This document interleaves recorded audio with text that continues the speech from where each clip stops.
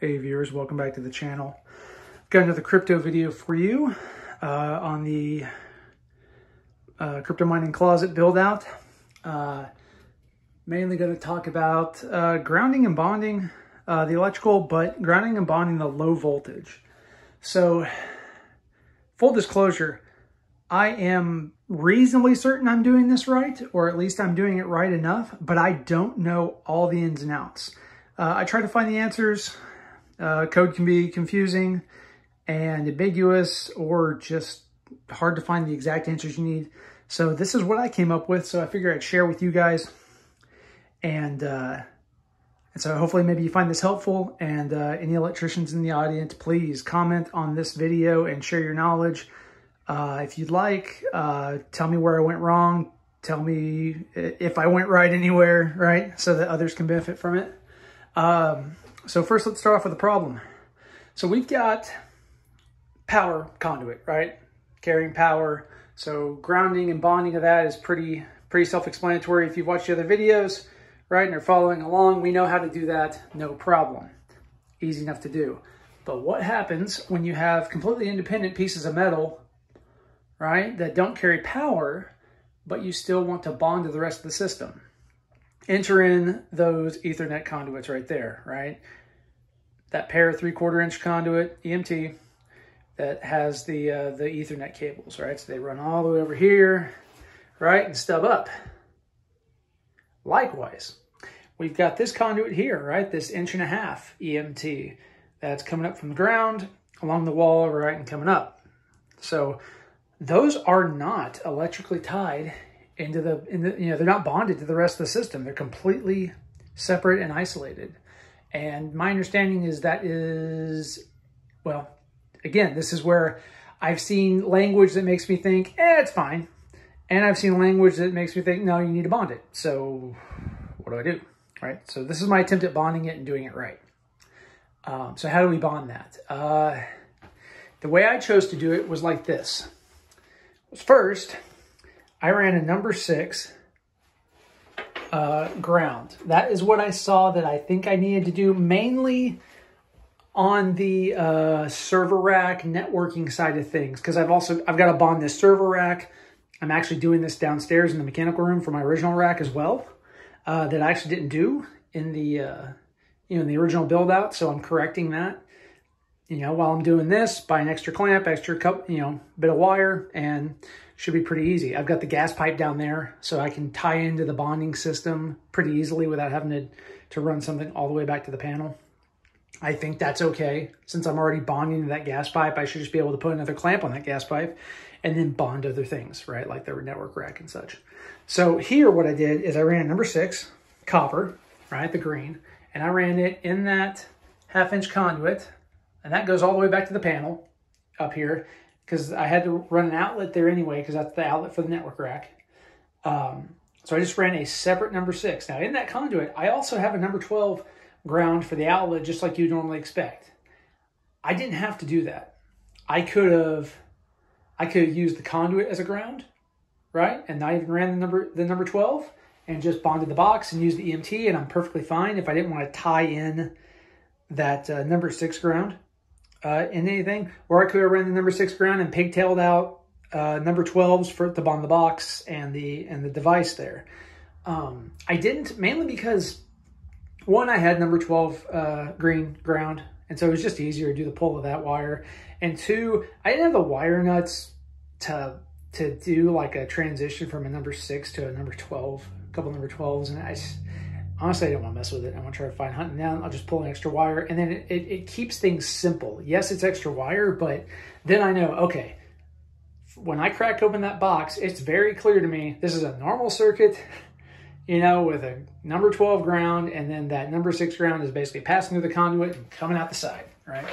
So that's all I did. Now, I think right out of the gate, maybe I'm breaking some rules because this is THHN number 6, and it's not protected, right? It's out in the open.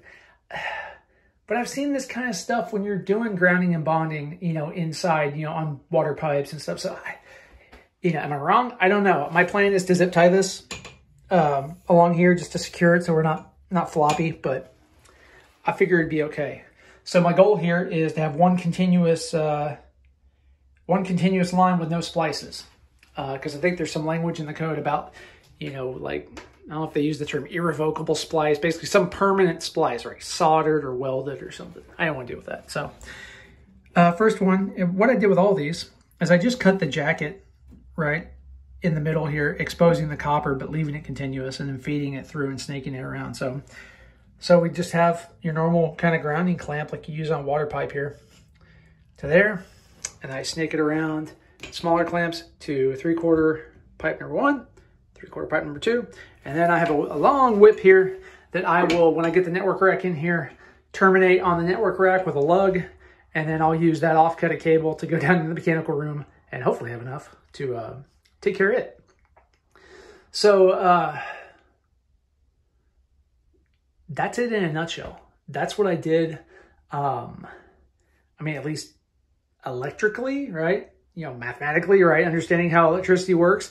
I'm comfortable with that because what's the point of all this, right? It means if somehow in some crazy world, a hot from somewhere manages to, you know, jump out of that box and energize this separate conduit that isn't bonded anywhere else, right? Because of that now new green bonding wire, that current will make its way back to the source, trip the breaker, and prevent you from dying, right? Which is the whole point. We don't want to die. So I think this will work. Number 6, I mean, realistically, when I think about a current fault in my rack or here, right? Like, that should be plenty. You know, I'd have to have, I could have every bit of current that those racks can pull travel through that number 6, you know, and still be okay, right? I mean, you got to put in perspective, my whole rack downstairs is running off of 120 amp circuit. So that means a number 12 can handle all that current. So number 6, yeah, I think we're fine. So maybe I could have got away with less. I don't know. 6 seemed to be the one that I needed. So that's what I went with because I figured, couldn't hurt. So that's what I did. I would say, tell me your thoughts. Did I do it right? Did I do it wrong? I don't know. But I look forward to any comments you guys could share. Other thing. I cut the vent in, the intake vent into the wall there. So it's just pulling fresh air from the outside. I'm gonna see how this works. This is experimentation for me. I don't know what's ideal. Placement wise, I was trying to keep it kind of not totally obstructed by the rack, but I want good airflow. So I honestly don't know what's going to be good, but this is what I chose to do. And then I'll go around the backside. Also in there, I've got a reusable air filter. So I popped for a reusable one instead. So this one I can pull out, wash, and put back rather than having to churn through disposable ones, right? So, I mean, it's going to pull in from this outside space. Eventually, you know, all this will get finished out and we'll figure out how we want to route everything, right? But for now, that'll work. I think that's all I got for you. I got the door on order. It should be here next week, which is nice. That means I can put the door in and start getting the floor down. That'll be kind of the next phase of things. And I think that's it. So hope you enjoyed this video. Hope you found it interesting. And as always, thanks for watching. And if you haven't subscribed yet, please consider subscribing. If you find value in the channel, please subscribe. That helps me out. Getting close to the magic 1,000 subs. So certainly being able to monetize the channel, that helps me out to be able to do more videos and give you more content. So thank you again for watching, and we'll see you in the next video.